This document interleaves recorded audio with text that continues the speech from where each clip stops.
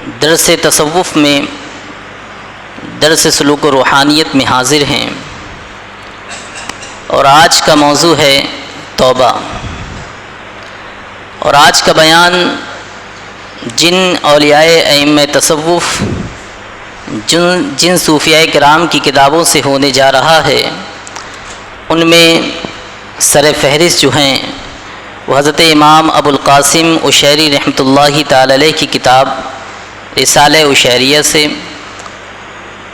حضرت عبداللہ انصاری کی کتاب منازل السائرین سے، حضرت داتا گنج بخش علی ہجویری رحمۃ اللہ تعالی علیہ کی کتاب کشف المحجوب سے، اور حضرت شیخ شہاب الدین سہروردی رحمۃ اللہ تعالی علیہ کی کتاب عوارف المعارف سے۔ یہ چار امہات الکتب جو تصوف کی ہیں، ان کا آج مشترکہ درس ہے۔ میں نے اللہ کی توفیق سے قرآن مجید سے جس آیت مبارکہ کی تلاوت کا شرف حاصل کیا، رب تعالیٰ نے جو بات ارشاد فرمائی ہے وہ بڑی عجیب بات ہے۔ حالانکہ اس نے فرما دیا، مدت ہوئی، اس نے کہہ دیا، لیکن ہم نے کبھی دھیان نہ دیا۔ وہ فرمان کیا ہے رب کا؟ ارشاد باری تعالیٰ ہے، وَمَن لَّمْ يَتُبْ، وہ گناہگار جس نے توبہ نہ کی، فَأُولَٰئِكَ هُمُ الظَّالِمُونَ، تو وہی ظالم ہیں۔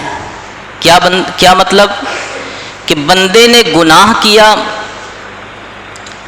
اور اس پر توبہ نہ کی تو رب تعالیٰ فرماتا وہی ظالم ہے۔ ایسا کیوں؟ ایسا اس لیے ہے کہ اگر اس نے گناہ پر توبہ کر لی ہوتی تو توبہ کی تو پھر گناہ کا تکرار نہ ہوتا، گناہ پر اصرار نہ ہوتا۔ توبہ نہ کرنے کی بنا پر اللہ فرماتا ہے فَأُولَٰئِكَ هُمُ الظَّالِمُونَ، تو وہی شخص ظالم ہے۔ توبہ کے حوالے سے اولیاء کرام ایک حکایت بیان کرتے ہیں کہ ایک شخص جس نے گناہ کیا اور پھر اس نے توبہ کی، توبہ کرنے کے بعد پھر اپنی توبہ کو اس نے توڑ ڈالا، پھر گناہ کیا، پھر توبہ کی اور پھر توبہ کو توڑ ڈالا۔ اس طرح اس نے 70 بار گناہ کیا اور 70 بار وہ اپنی توبہ کو توڑتا رہا۔ تو جو 70 بار اس نے اپنی توبہ کو توڑا تو کہتا ہے کہ پھر مجھے حیا آ گئی، شرم آ گئی، اب میں نے توبہ نہ کی۔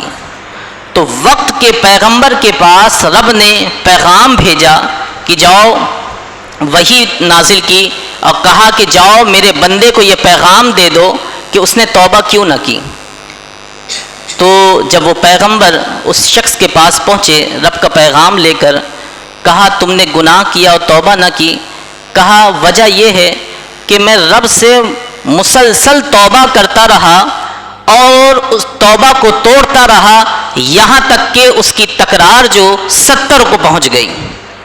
70 بار میں نے رب سے وعدہ کیا اور 70 بار اس وعدے کو توڑتا رہا، تو کہا مجھے حیا آ گئی، شرم آ گئی اور خیال آ گیا کہ کہیں اب کی بار شاید میری توبہ کو رب تعالیٰ قبول نہ کرے۔ تو رب تعالیٰ نے فرمایا بندے تو ہی میری رحمت سے مایوس ہو گیا، ورنہ اگر تو 70 کے بعد بھی تو توبہ کرتا تو میں تیری توبہ کو قبول کر لیتا۔ لیکن اس کا مطلب یہ نہیں ہے کہ بندہ توبہ پر شیر ہو جائے، کیونکہ اگر کوئی بندہ ایسا کرے گا تو پھر اس کی توبہ ہی نہیں ہے۔ کیونکہ توبہ کہتے ہیں صدق دل سے ترک گناہ کو ترک کر دینے کو، گناہ کو چھوڑ دینے کو۔ تو امام ابو القاسم عشیری رحمۃ اللہ تعالی علیہ جو کہ شیخ ہیں حضرت داتا گنج بخش علی ہجویری رحمۃ اللہ تعالی علیہ کے، اور حضرت داتا گنج بخش امام عشیری کا جب ذکر کرتے ہیں تو کہتے ہیں استاد عشیری نے کہا۔ تو امام عشیری فرماتے ہیں کہ التوبۃ اصل کل مقام و مفتاح کل حال، کہ ہر مقام کی ابتدا توبہ ہے اور ہر حال کی ابتدا توبہ ہے۔ اب یہ مقام کیا ہے اور یہ حال کیا ہے؟ مقام اور حال کو آپ کو سمجھنا ہے۔ جب کبھی آپ تلاوت قرآن کرتے ہیں یا تلاوت قرآن سنتے ہیں یا نماز پڑھتے ہیں یا دیگر مجالس و محافل میں جاتے ہیں تو کبھی کبھی یہ کیفیت آپ میں پیدا ہوتی ہے کہ آپ کے رونگٹے کھڑے ہو جاتے ہیں، کبھی رکت طاری ہو جاتی ہے، کبھی آنکھوں سے آنسو چھلک اٹھتے ہیں، تو اس وقت آپ دنیا و ما فیہا کو بھول جایا کرتے ہیں۔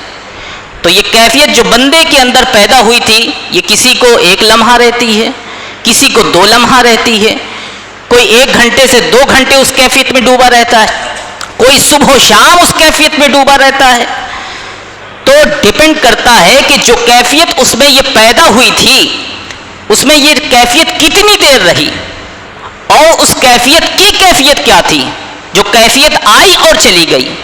تو جو کیفیت آتی ہے اور چلی جاتی ہے، یہ مثال ہے جگنوں کی، کہ جب رات کا اندھیرا ہوتا ہے تو مجھے اور آپ کو جگنو نظر نہیں آتا، اچانک چمکتا ہے تو سمجھ میں آتا ہے کہ ہاں یہاں جگنو ہے، پھر آگے چمکتا ہے اور آگے چمکتا ہے۔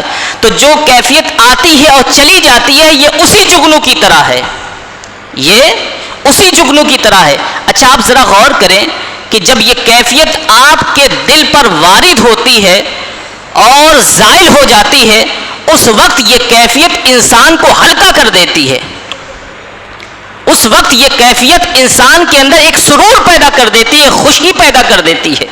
تو جو چیز آئے اور چلی جائے وہ کیفیت ہے، اور وہی کیفیت اگر برقرار ہو جائے اور جم جائے تو وہ کیفیت حال میں تبدیل ہو جایا کرتی ہے۔